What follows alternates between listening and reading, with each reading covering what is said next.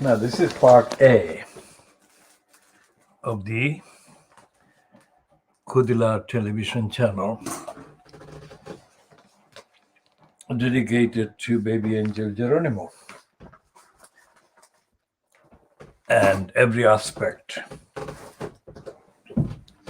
of the rights of the baby angel Geronimo are covered and diagnosed.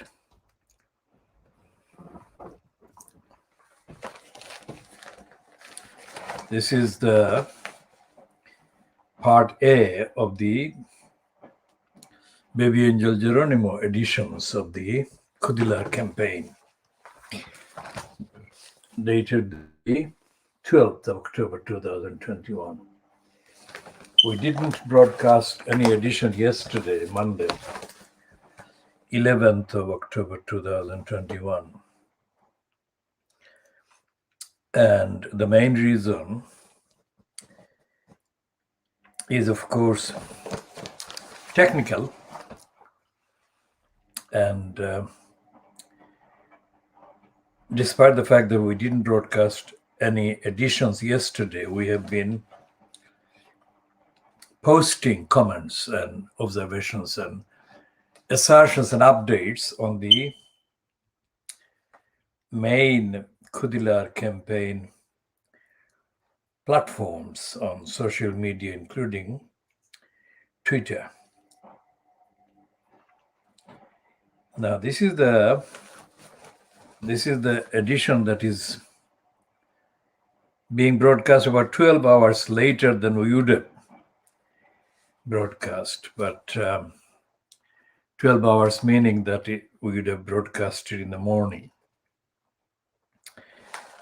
Now, the statement that we make, the world exclusive diagnosis of Fleet Street, applies whenever we broadcast and whatever date we broadcast the item or publish the contents. Can I just say to those people who are viewing this for the first time, that we have, on average, the contents each edition contains about 10,000 words at least. And one of the reasons why we do this in English is because the translations and kind of exchanges of the contents between various languages is not up to date yet. And so therefore we do this in English so that access is comparatively easier.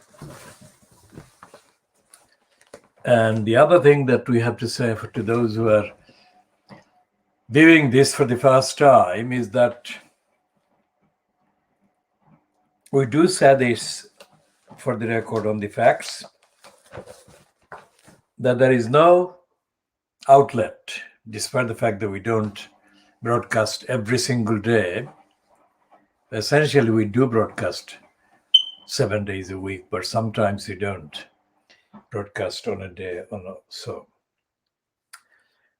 Despite the fact that we don't broadcast every single day, the theme, the agenda, the narrative, and the focus remain the same. The theme is that the Fleet Street newspapers, of which this is a part, essentially are platforms and media of lying and untruthfulness. For example, this is the front page, what is called page 1 lead in the daily bribing Boris graph, also known as whatever is shown on the banner. And this is not the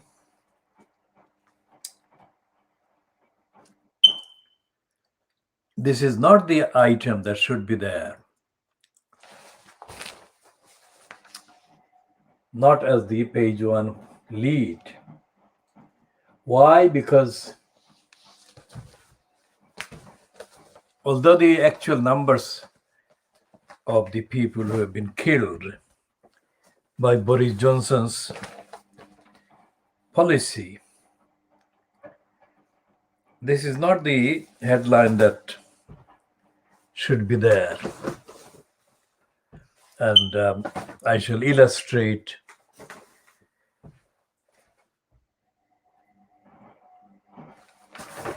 the lies by Fleet Street shielding Boris Johnson by looking at the, well, this is the only London-based, that is Fleet Street paper,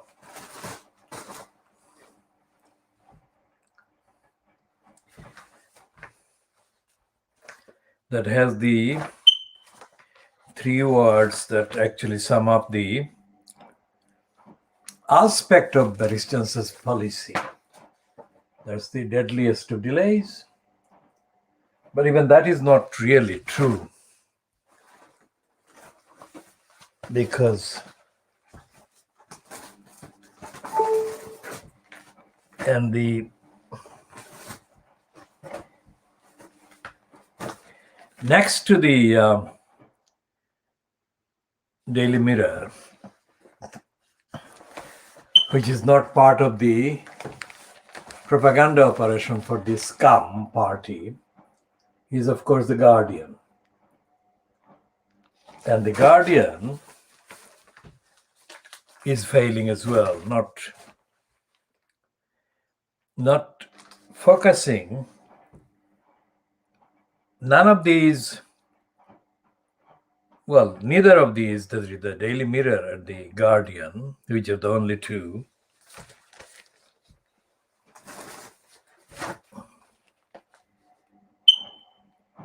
well, and the I paper, they're not naming Johnson, which is absolutely crucial. And the Daily Mail is, of course, even less concerned. It is showing its own afterthought about the elderly. What happened to these people dying was nothing short of massacre.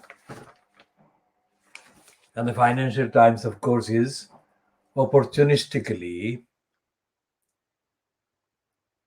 kind of half-hearted, saying herd immunity groupthink led to public health failure. Now, this is not true. It's not public health failure. It's the government deciding. The government fronted by Boris Johnson deciding to let thousands of bodies pile up in the air, in the whatever the phrase. And the Fleet Street newspapers are not telling the truth about what happened. So in the course of the week, in next kind of few editions, what we aim to do is to quote some of the key statements, but let's say that the statements themselves are attributed to the MPs. Now, the MPs are, what are the MPs? The MPs are chaired by a former member of the UK government, who was the member in post at the expense of health, Jeremy Hunt. Now, these are not the members of parliament, the people who are in the committee.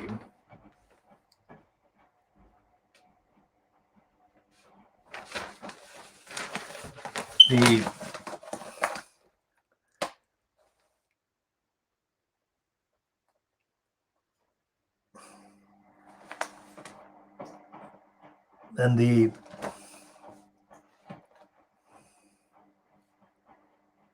says that it's a joint report agreed unanimously by 22 MPs from the Conservative, Labour and Scottish National parties.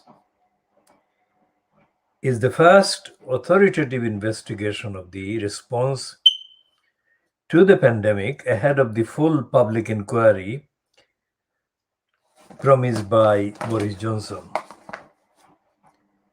The MPs accuse the government and its scientific advisors of groupthink that failed to take account of effective action to tackle COVID-19 taken elsewhere in the world.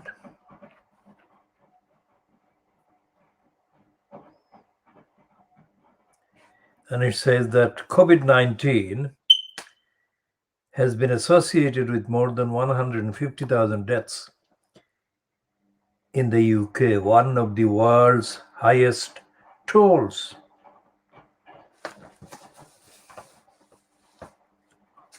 And the Financial Times has got an editorial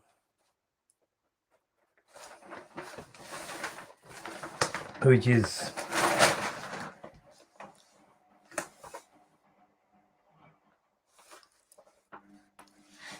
is headed Lessons for All from the UK's COVID mishandling. Politicians and scientists succumb to flawed fatalist groupthink. Now, anyone who is familiar with the UK kind of quote media will be also familiar with the existence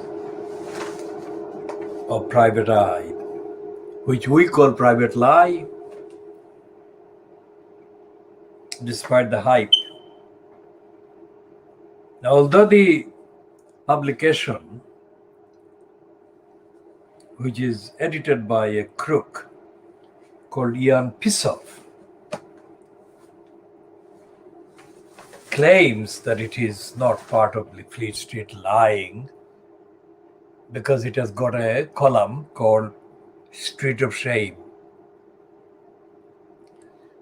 The essential agenda and the narrative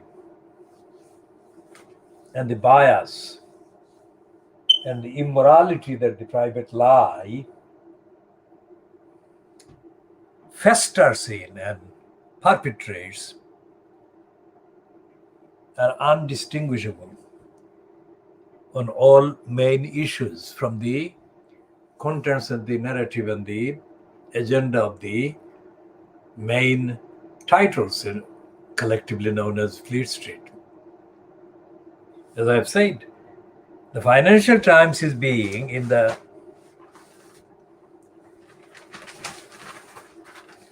headline, it's accommodating Boris Johnson. And the Daily Mail is shielding Boris Johnson, as is the I newspaper, and the Guardian and the Mirror are less shielding of the congenital liar Boris Johnson, who boasted at the time, as he was delaying the action that would have saved thousands of people. He said that let thousands of bodies pile. Now, this is the first report, and as it says, 22 MPs from three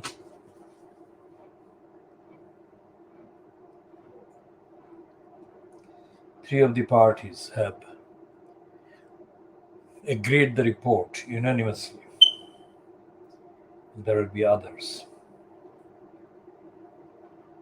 Now, we call these Baby Angel Geronimo editions.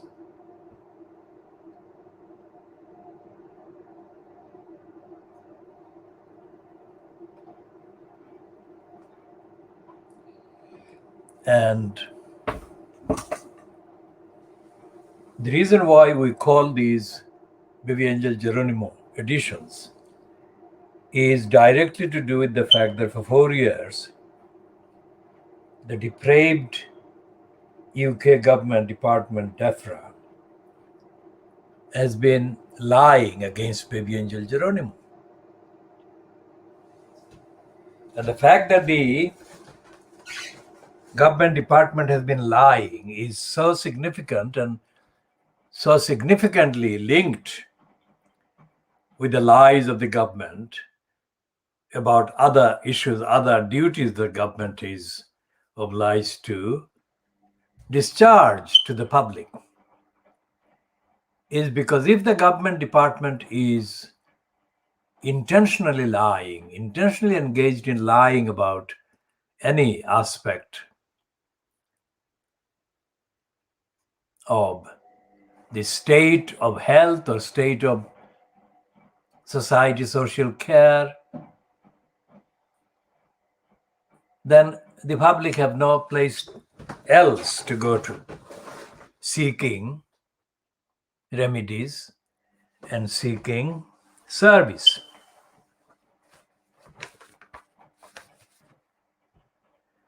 All the papers in this is the main item on the front page of the Times, despite the fact that the Times doesn't live up to the claimed reputation as the newspaper of record. It is Murdoch Times, so therefore it's diluted, very seriously diluted, and it is part of the lying operation, propaganda operation that Rupert Murdoch controls through Rebecca Brooks.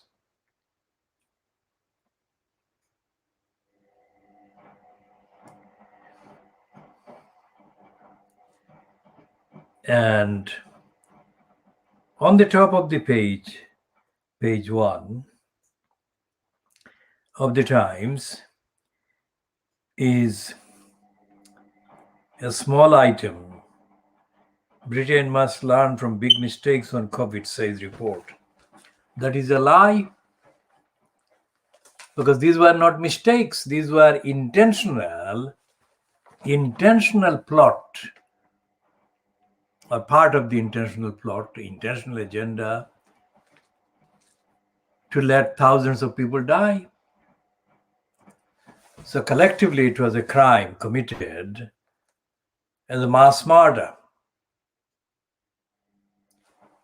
And there is no mention of mass murder, there is no mention of intent, there is no mention of the criminal law concept of intent and the execution of the intended action. So Fleet Street is actually lying and perpetrating the lies and denials and cover-ups.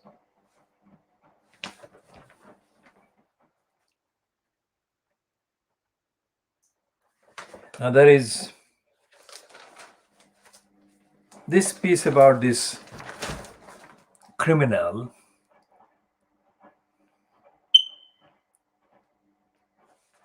who has been allowed to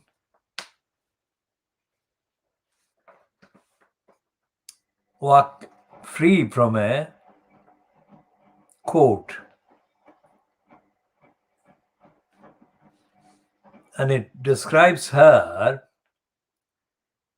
as an accountant who was found to be more than 3 times the legal alcohol limit after she crashed her car, has been cleared of drink driving after claiming that she downed vodka after the accident to calm her nerves.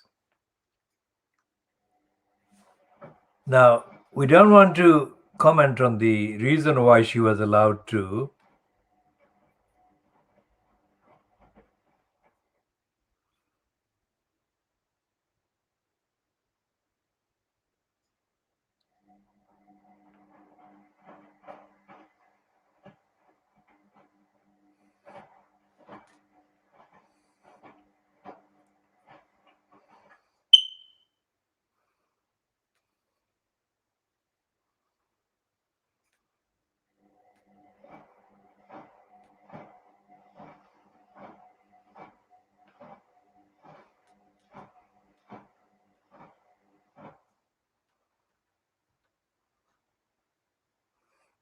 But it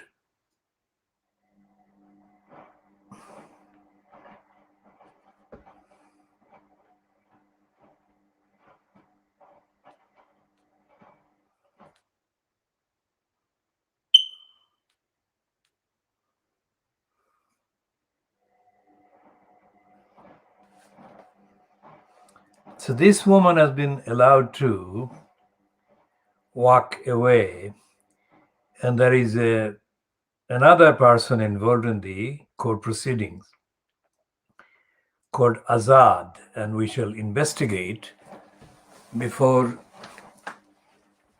making any conclusive remark whether the Kelsey Ridings, the name of the woman who has been allowed to walk away, was exonerated by the court because she is white. And we shall, as I said, but that is only a tip of the iceberg, because there is no fairness in the court system, which is most often racist, and in addition to that is incompetent and negligent. It's almost like the regime that Boris Johnson has been fronting.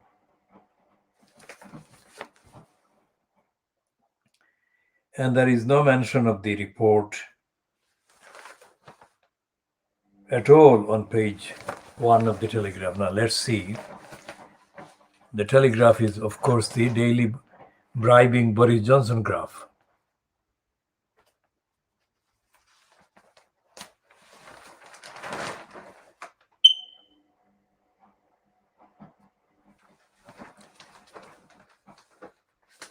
And the fact that two of Johnson's so-called cabinet, Zahawi and Javid, were mistaken for each other by a white conservative scum MP, illustrates the point about the corruption and the racist criminality and denial.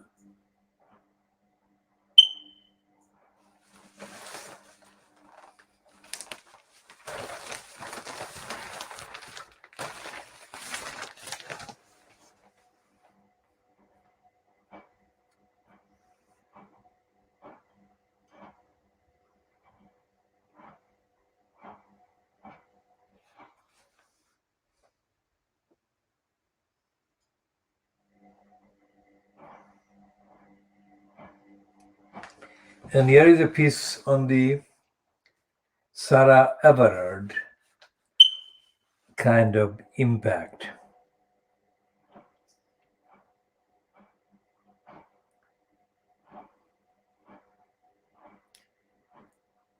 And it's a comment based on the former president of the Supreme Court,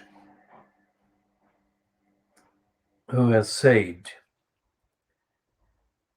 that police posing a danger to women is nothing new, but the Sarah Everard case has gained attention because she was a young, beautiful, middle-class white woman, Baroness Hale of Richmond has said. Now, this woman was the president of the Supreme Court following the retirement of David Neuberger, who was the first president of the Supreme Court.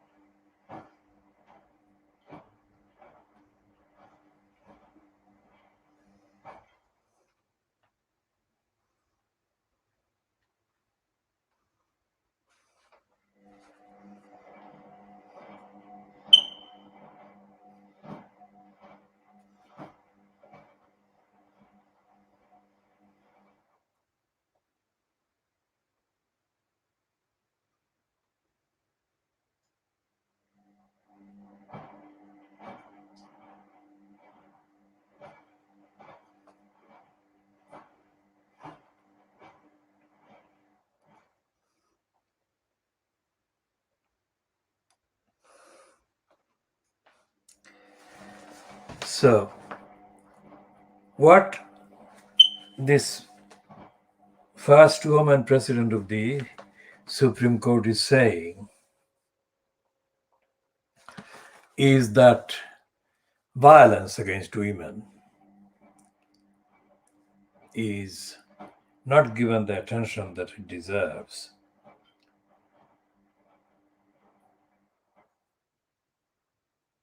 And there is a piece underneath that one, which is headed Worst Performing Police Force Solves Just One in 140 rape cases. And it says the only one in 140 rapes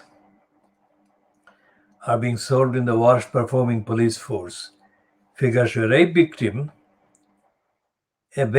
victim's chances of their attacker being prosecuted can double depending on which side of a street they live, the data reveal. Only 0.7% of rapes reported to Wiltshire police resulted in a charge or summons, according to Home Office data.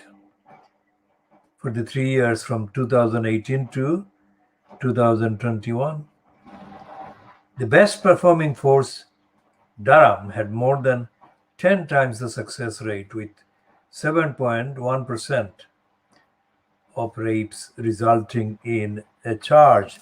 Now, notice this 7.1% is being hailed as the best. So, 92.9% of rapes are being allowed to go unacted on.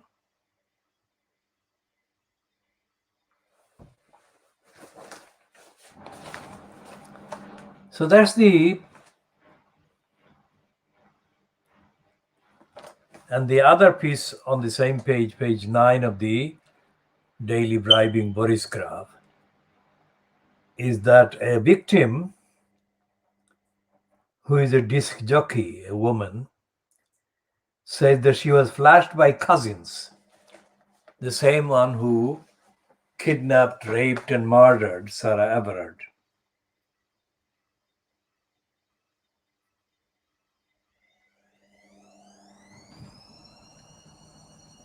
And the police laughed at her.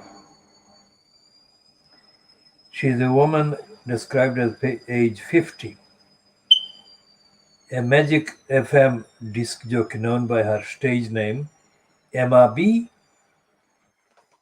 has waived her right to anonymity to say she believes she was sexually harassed by the former police 13 years before he murdered Sarah Everett.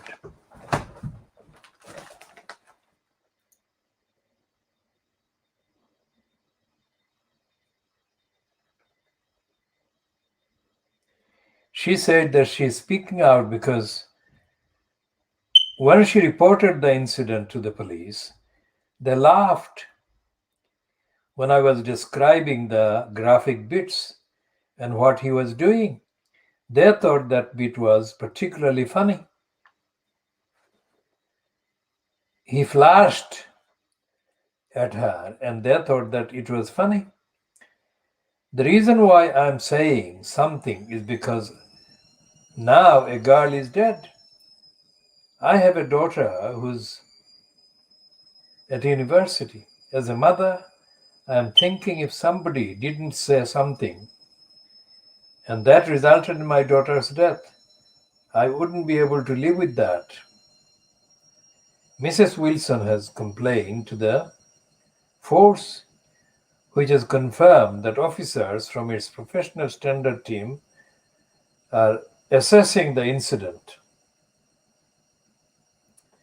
Over the weekend, another alleged victim claimed that Cousins, the kidnapper, the rapist, and the murderer of Sarah Everett, had molested him 3 years before the murder in Deal, Kent. The drag performer alleges he was in costume when Cousins started molesting him at a bar. Before Cousins propositioned him to have sex in an alley, detectives were conducting inquiries. Jamie Klinger of Reclaim These Streets praised Mrs. Wilson's bravery in speaking out.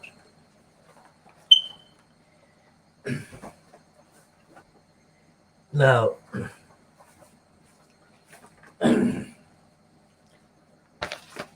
this is the piece that the Dirty Digger Murdoch scum is running. Instead of the piece that should have been running about the MP's report on the Johnson role in the Johnson's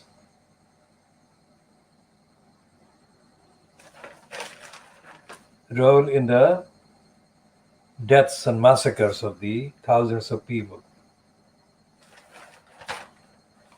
And if that was not bad enough, they're attacking a climate change protester.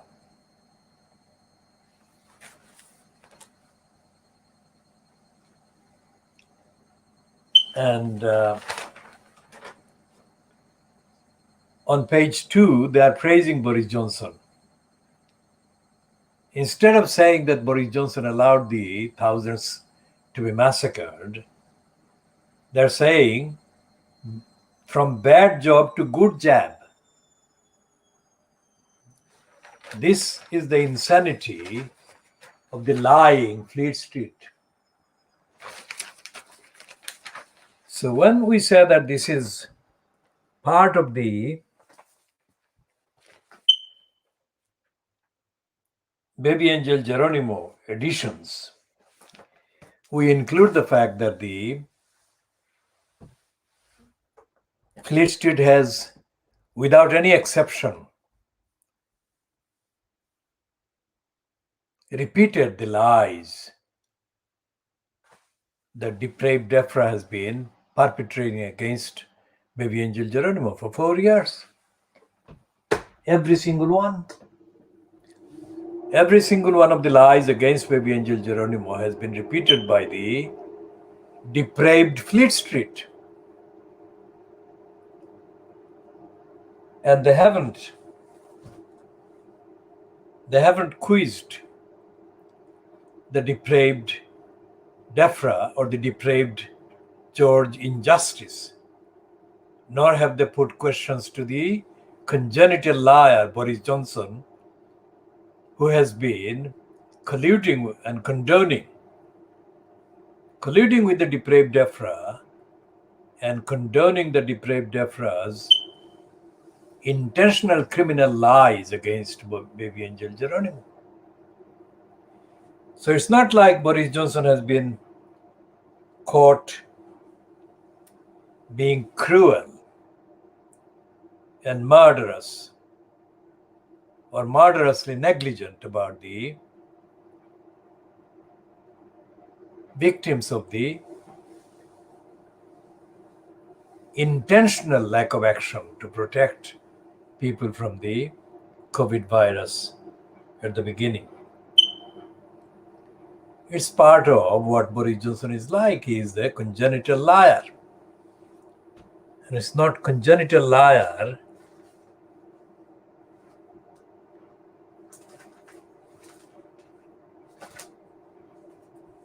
This phrase is not mine. The phrase is used against Boris Johnson, about Boris Johnson, by the official ambassador for France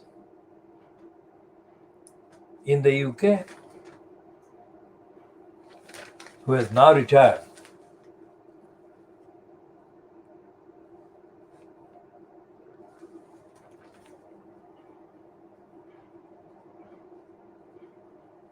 And the detail of this findings is actually taken from two reports.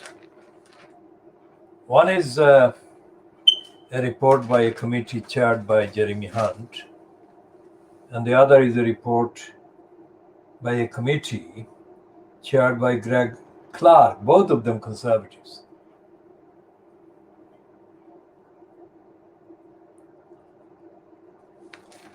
And here is a comment by the Guardian writer Peter Walker. He is saying that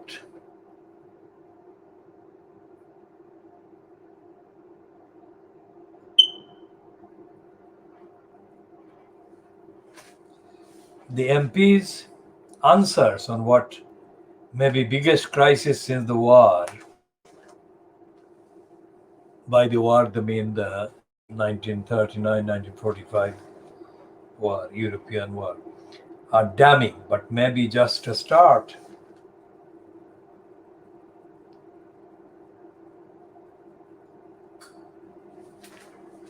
And he says in the first paragraph, it might not have been the immediate public inquiry sought by opposition parties and bereaved families, but the landmark joint report into the UK's handling of COVID proved less toothless than some had feared. Published almost a year to the day since the MP's inquiry was first announced, the Lessons Learned to Date report, prepared by two Commons committees, is not short on lessons, some of them expressed with notable bluntness. The delay in disposing the first lockdown last spring was one of the most important public health failures the United Kingdom has ever experienced. Planning for a possible virus outbreak smacked of British exceptionalism. The lack of early testing capacity was an almost unimaginable setback. We shall go into that a bit more in this edition, during this edition.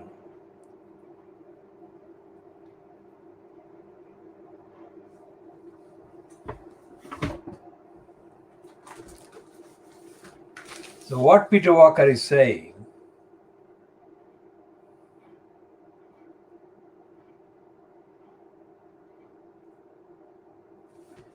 in the last three paragraphs, he says, While Johnson has promised a full public inquiry, it will not begin until the spring at the earliest. It was this delay which prompted Hunt and Clark to launch their own process.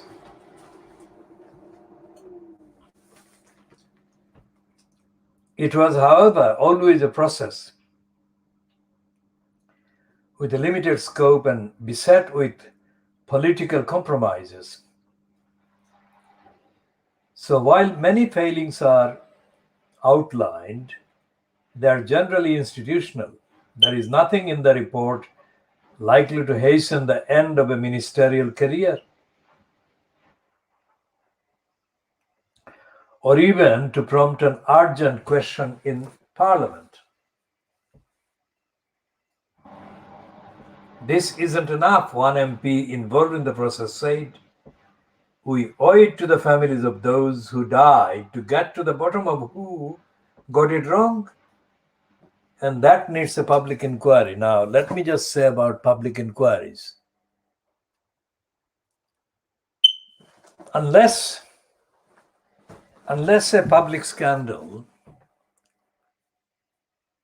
convinces a member of parliament or a prime minister like Harold Macmillan, who resigned over the Profumo scandal, Christine Keeler scandal. Profumo lied, and Christine Keeler was one of the several innocent victims of Profumo's lying. But the scandal was very widely reported. And Harold Macmillan, when compared to the character of Johnson, was a person with a conscience. So he resigned. And the Profumo scandal didn't, as far as can be found, cause the death of anyone other than Stephen Ward, who was actually framed and was a victim of a pressure, and he committed suicide. So that's not his fault, nor the fault of Christine Keeler. But Profumo scandal generally didn't cause any massacre. Imagine what Harold Wilson would have done if even 10 people were killed because of the negligence on the part of his government.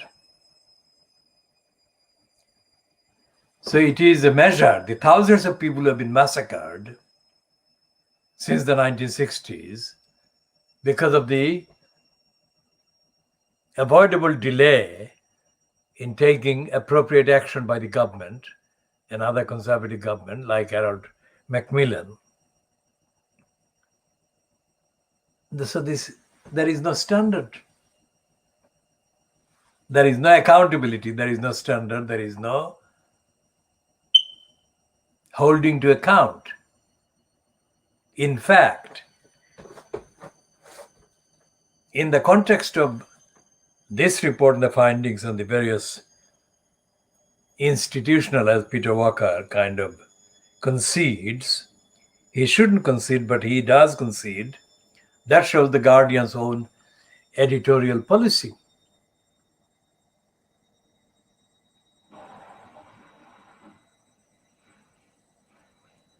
The behavior of the depraved DEFRA and the behavior of the depraved DEFRA personnel who have been conspiring against Baby Angel Geronimo for years. This is not institutional, this is identifiable. And the fact that none of these criminals, conspirators, has been even moderately told off shows the state, the the government departments as fronted by Boris Johnson is in darkness. Because although Baroness Hale says that Sarah Everard was in the news because she was white, middle class, beautiful, etc. And that she is glad that Sarah Everard's murder and rape and kidnap was receiving the attention that it was receiving. She doesn't say anything about the state of the Supreme Court, where she was the president, first woman president, or of the rest of the court bureaucracy. Because there is nothing in the court bureaucracy that holds the criminals like Murray, Griffiths, and Stacey, the three judges so far who have offered their services as rubber stamps in the serial criminality confected by the depraved DEFRA against Baby Angel Geronimo. So Baroness Hale fails. And so she doesn't bring out of darkness the state of the judiciary, which is absolutely corrupt and criminal.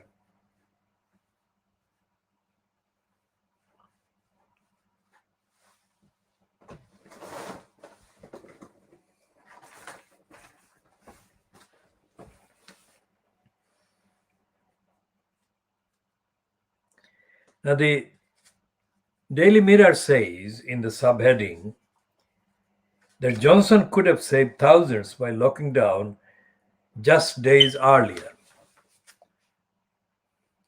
But it doesn't say Johnson, it says PM. Now, as we have said, the word PM, or the two initials PM, elevate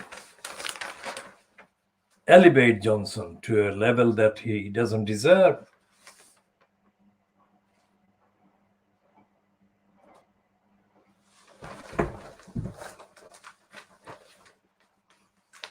And this is the 2-page spread.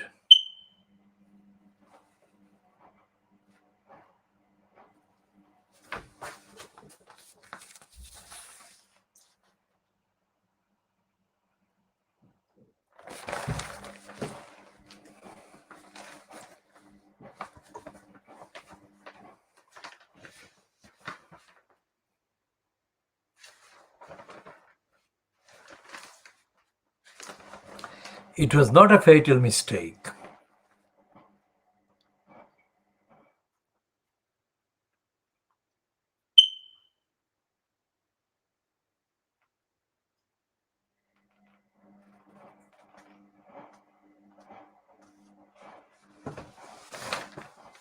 And the Daily Mirror has got on the next page after the 2-page spread.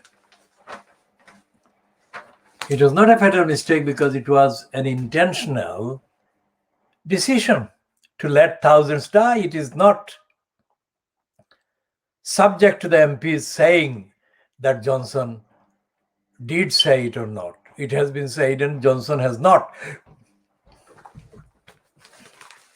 credibly been found to have not said it, because everything else connects to the fact that he had that attitude. And taking everything into account, everything about Johnson's behavior and attitude into account, they're condemning that he's gone to holiday while Britain's in crisis. And this is the other one that we have been talking about the Metropolitan Police allegedly dropping the alleged investigation into the American woman who was raped by Andrew 3 times.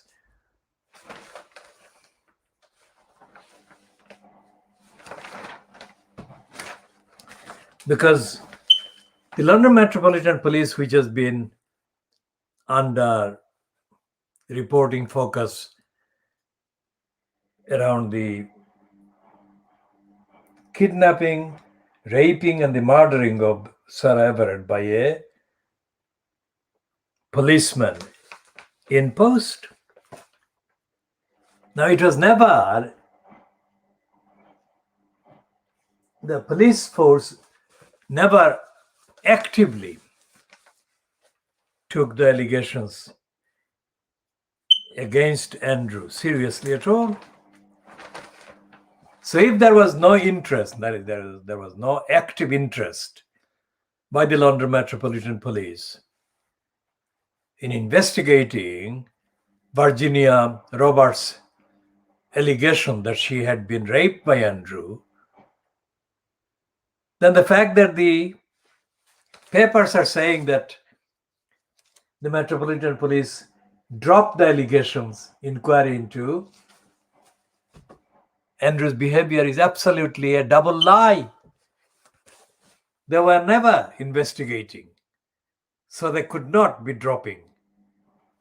What they have been doing in the last let's say, few weeks is creating a scenario whereby they could say that they were investigating.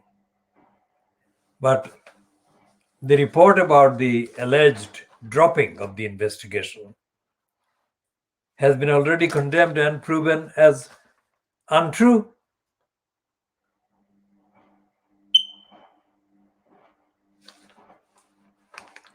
And there are so many crimes of violence against women and so many criminals being allowed to get away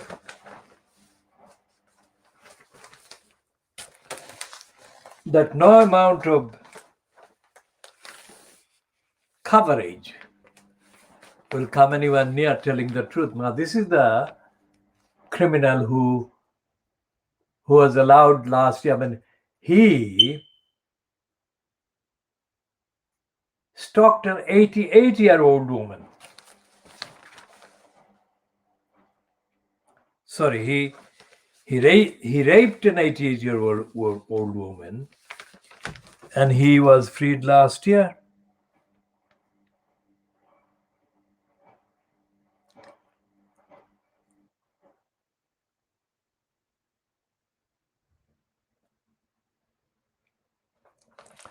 So there are pictures of two sex offenders against women.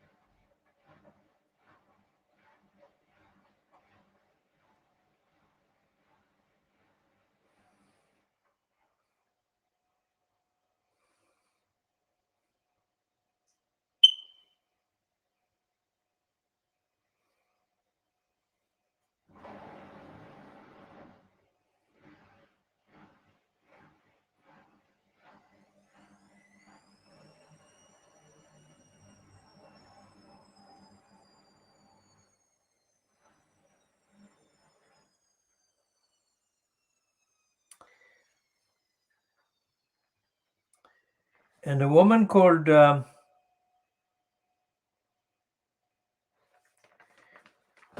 Hannah Brady of the COVID-19 Bereaved Families for Justice group said the MP's report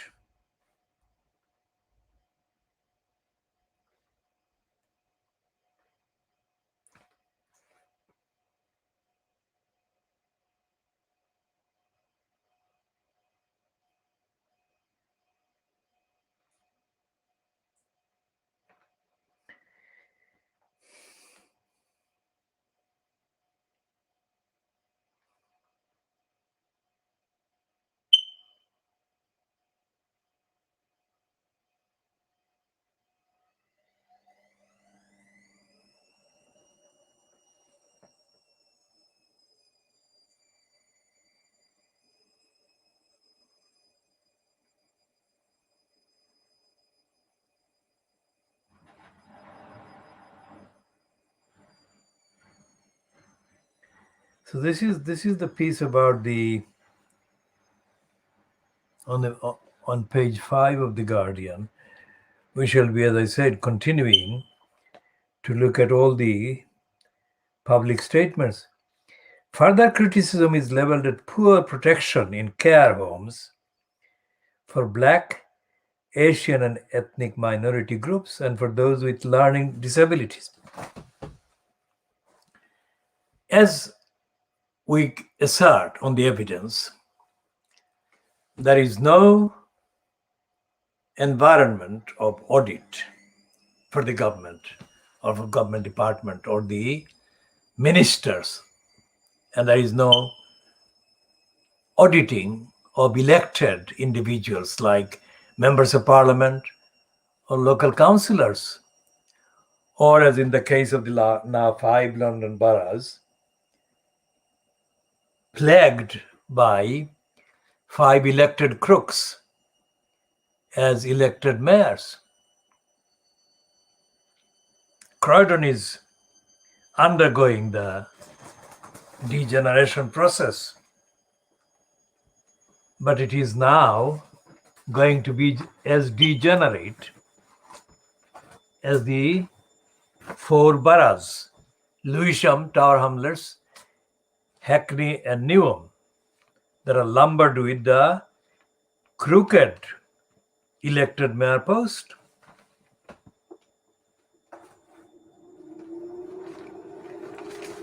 So let's look at the Financial Times, which has the phrase hard immunity in the heading. And look at the lead paragraph, which leaves out Boris Johnson. And I'll come to that aspect after reading this first paragraph. The government and scientists made a fatalistic decision by backing a strategy that amounted to hard immunity in the early stages of the coronavirus pandemic, costing many thousands of lives in one of the most important public health failures the UK has ever experienced, a parliamentary inquiry has concluded. Now, this is where I refer to the private eye. This is what private eye did at early stage. Private eye in the first political kind of page of the particular issue said that elderly should be allowed to die. That is what it said. And the reason I'm mentioning that is that Private Eye, edited by Ian Pissoff, claims to have a critical, ethically, morally, democratically, accountably, transparently critical outlook about the behavior, the role, and the contents of the main Fleet Street outlets. And this is now what? April, May, June, July, August, September, October. Now, 18 months, more than 18 months since the Private Eye said that let elderly die of COVID-19 without being given priority or protection. And for 18 months, I've been looking every day for one single reference to that assertion by Private Eye. There is none. There has been none. So while it is factually important that even these 22 MPs have agreed this unanimous report,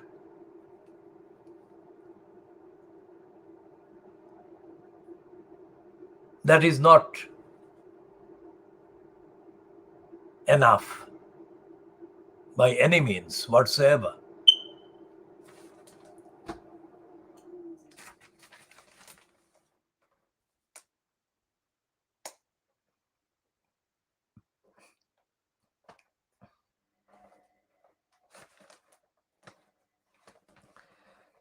And it says COVID has been associated with more than 150,000 deaths in the UK, one of the world's highest tolls. Though, as the report notes, comparisons of mortality rates are not straightforward.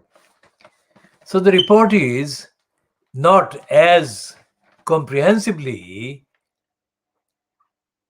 truthful as it should be, or as it is being painted by at least the Daily Mirror and some like the Glasgow Daily Record, which we have posted about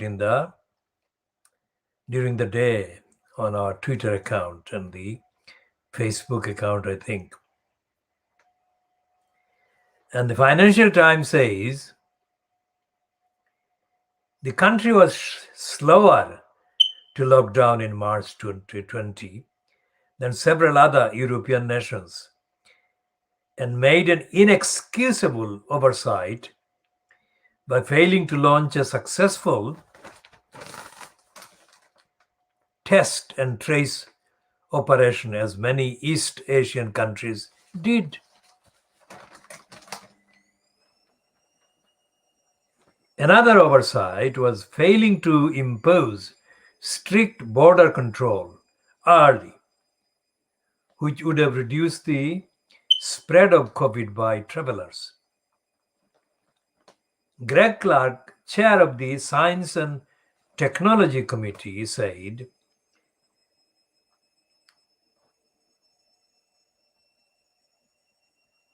they acquitted scientific advisors of deliberately following a policy of herd immunity.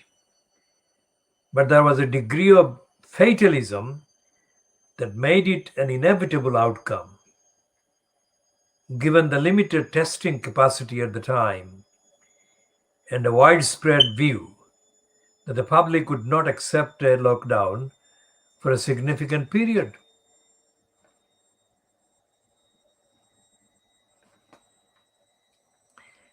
The MPs pointed out that of the 87 people involved in at least one SAGE meeting, 86 were from UK institutions. And that is, a degree of groupthink meant we were not as open to approaches being taken elsewhere, such as earlier lockdowns, border controls, and effective test and trace, as we should have been, they said, adding that the ministers should have questioned the assumptions behind any scientific advice. Now, that is directly again relevant to the criminal, lying, depraved DEFRA program of lying and lies against baby angel Geronimo. If that is extrapolated in terms of relationship between scientific advisors and government ministers, then the scientific advisor in this context includes Christian Middlemiss, and the minister concerned is, of course, the depraved George Injustice himself. And the relationship is too corrupt and too criminally, untenably close in perpetrating and pursuing for too long a campaign of lies and lying against baby angel Geronimo.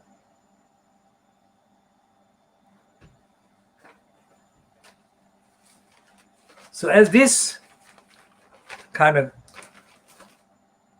report in the Financial Times admits, in effect, there is a culture of no accountability, culture of negligence and lack of care and cruelty and the complicity with the program of massacre.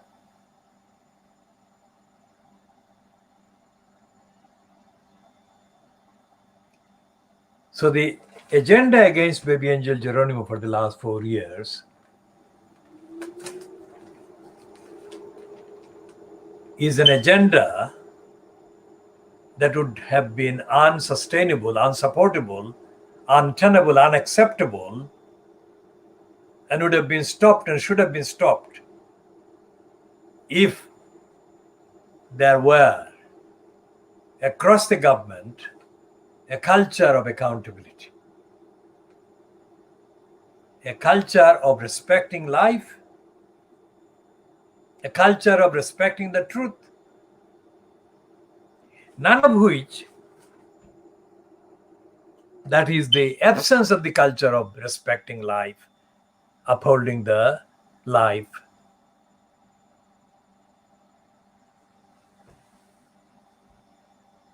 the duty was not recognized by either Murray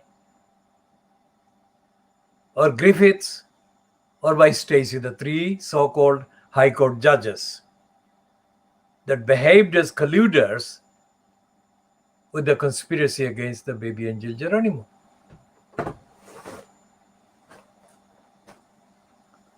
And let's say those people, the thousands that have been massacred, were going to be alive, means that they were healthy. They needn't have died. They shouldn't have died. They should not have been massacred. What kind of government is it?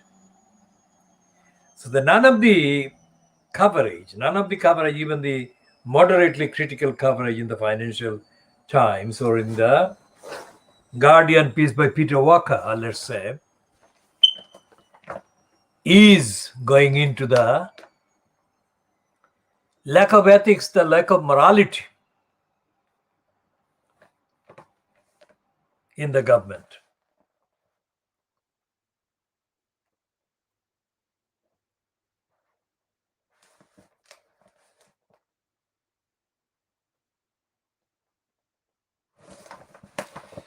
Okay, so this is the Financial Times editorial, lessons for all from the UK's COVID mishandling.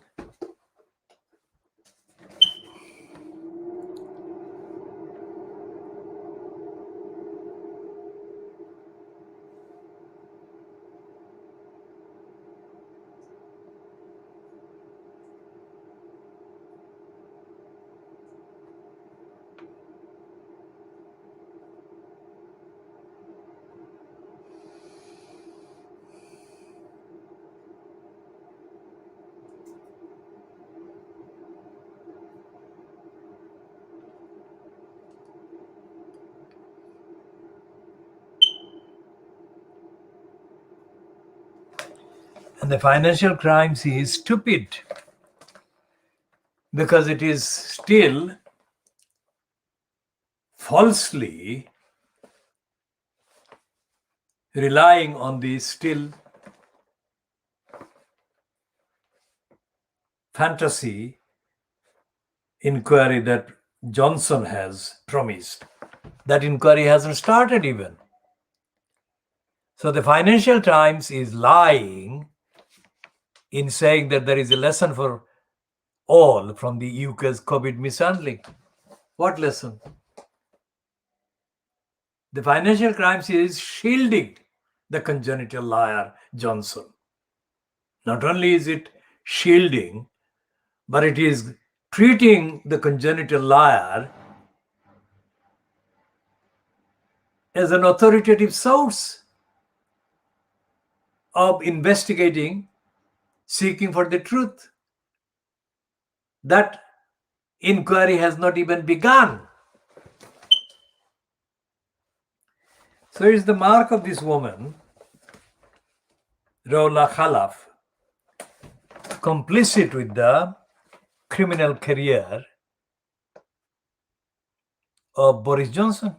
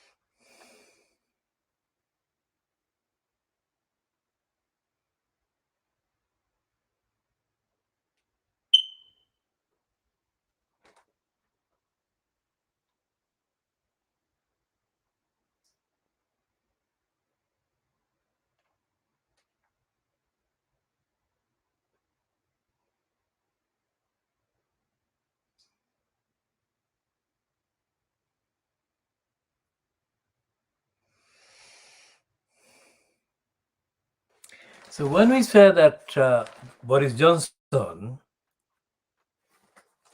in his complicity and condoning of the depraved DEFRA conspiracy against baby angel Geronimo, represents evil, we don't make up. This is the piece in the Daily Mail on pages 6 and 7 about Ruthie Henshaw. Now, she is an actress and she campaigned for better care home visiting rights during the pandemic as she watched her mother's health deteriorate. And the headline to that piece is Ruthie's fight to hold her mother's hand.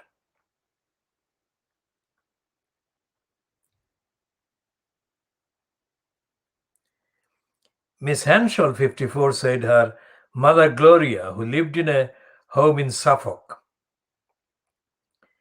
before her death in May, aged 88, had been starved of human affection by cruel visiting limits. Notice the words.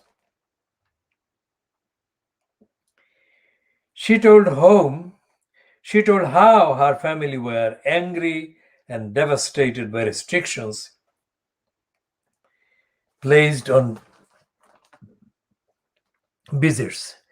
In March, when guidelines allowed residents one named visitor, Miss Henshaw was able to be in the same room as her mother and to hold her hand for the first time in a year.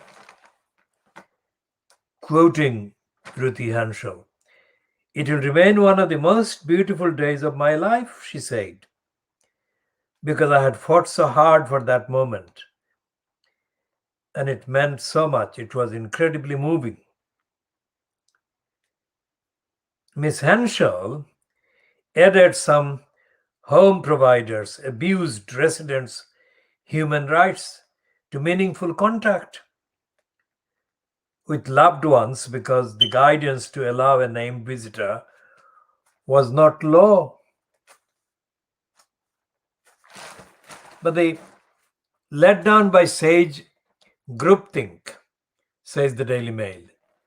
But it has a piece peddling the British government. That is the corruption of the Daily Mail. That's where it says the UK helps save lives. It doesn't say that the UK massacred thousands. That massacre cannot be replaced or compensated for by any means ever by any number of other people being allegedly saved.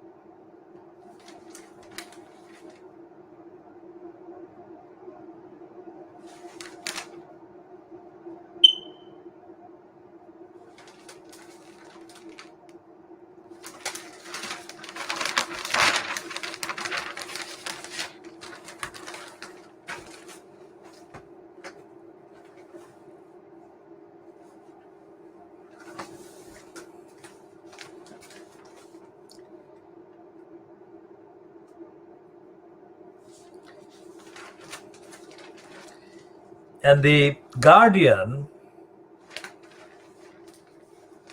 says that the key findings from a scathing Commons report, and its heading is Extraordinary Omission. That is a lie. So what we are saying is that the Fleet Street collectively, including the Guardian and the Daily Mirror, is unable to tell the truth, report the truth. Where do these people come from? Those who write the headlines and the paraphrasing edited stuff, where do they come from? Do they actually exist among the population? Did they exist? Did they live? Did they prevail? Did they kind of belong biologically, physically to the population during the time that they're now reporting about? How can they say this was an omission? It was not an omission. It is a criminal commission. As in the case of the depraved DEFRA lies confected regularly for years against baby angel Geronimo, they were regularly lying, they were intentionally lying, they were alert, and they were actively lying against a most healthy individual, baby angel Geronimo,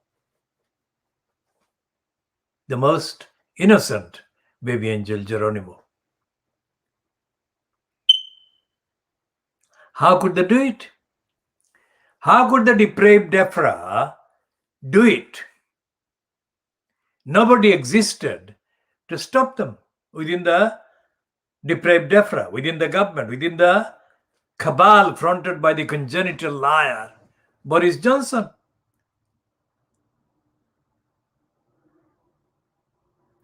And the so-called first president of the Supreme Court, Lady Hale, she didn't exist.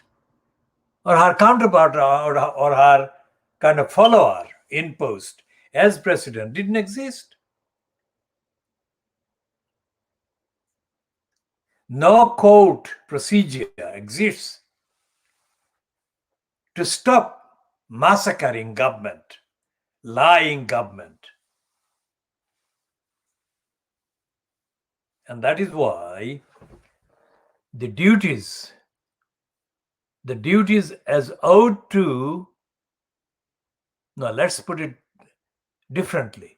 The duties as owed by the UK government as the signatory to the international declarations, conventions, treaties, charters, agreements, those duties come in.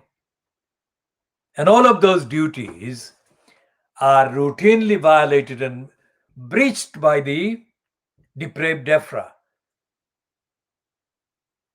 And they were breached by the counterparts in other departments. And despite the fact that the 22 MPs reportedly have signed this, the MPs are not doing their job themselves. It shouldn't have been 18 months later. The MPs should have been voicing. All the MPs should have been voicing the concerns of the people being violated and being denied and being neglected and being massacred as they were being massacred, neglected, denied, and violated. And there is no evidence in the contents of the Fleet Street papers that they recognize the rights of the people, the targets of government negligence and cruelty and lack of care as these were being perpetrated at the time.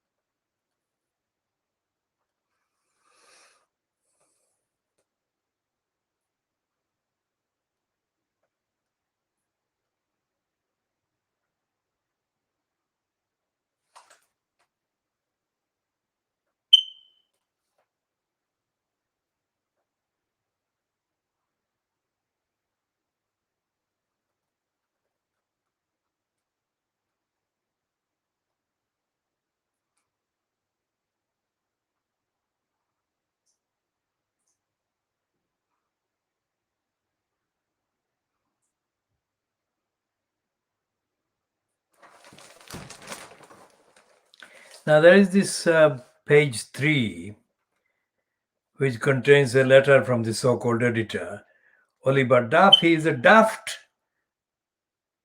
He's as daft and idiotic and corrupt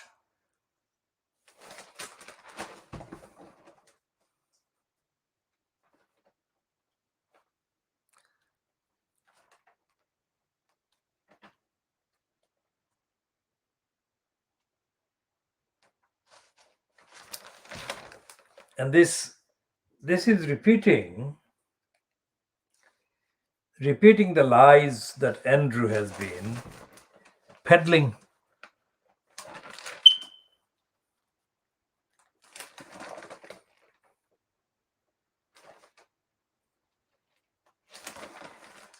And the I newspaper is complete, stuffed with lies and contradictions.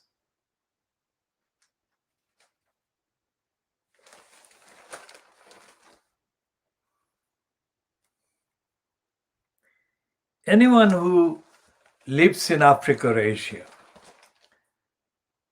and kind of believes in the hype about the quote British press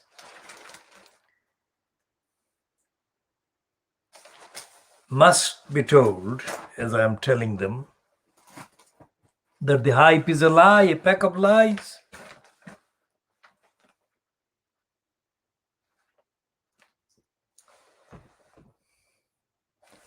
That the British press is full of lies. Now, for the people in Africa and Asia and other parts of the world, the fact that thousands of British people were massacred by the British government, choosing not to act to protect them, should be enough to take away the lying cover of the myths.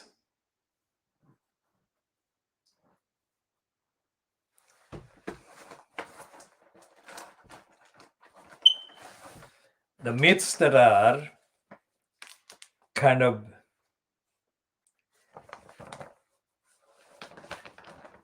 given unjustifiable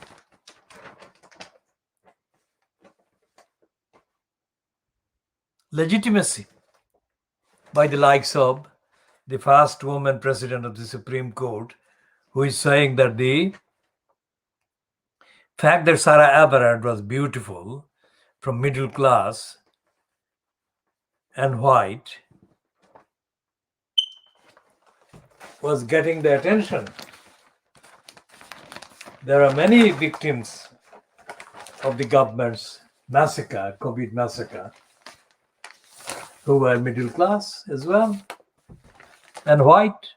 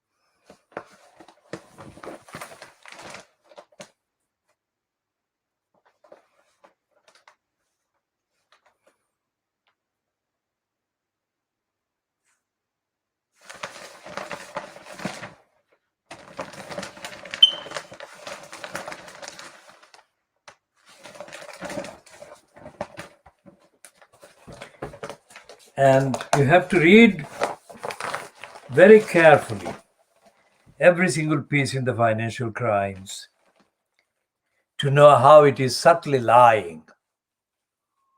This piece is about employment studies, and the heading is Labor Market Research Wins Nobel Prize for Economists. And the first paragraph by Delphine Strauss reads, 3 US-based economists have won this year's Nobel Prize for their work on real-world experiments that challenged received ideas, including by showing that raising minimum wages need not hurt jobs and that immigration does not always cut pay for native-born workers. This is completely criminal by the Financial Times. When it says always, it doesn't always cut native-born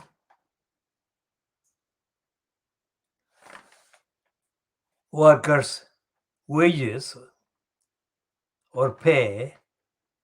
It says that it does do that at other times. That's not true. Because in the fiercely racist kind of environments, hostility that exist in Britain, in the Western Europe, and in North America against migrant workers, most basic rights are denied to them. So the human rights is under violation at all points for migrant workers. That's a given. That's not what is evident in that paragraph, first paragraph of the Financial Crimes.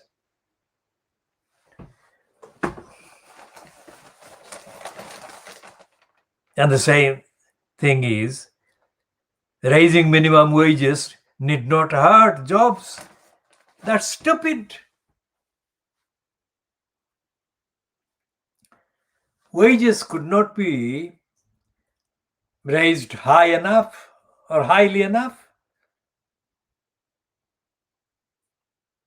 And even if they were raised to levels higher than has been demanded by campaigners, the owners of the means of production, let's say, the capitalists, still would be in profit.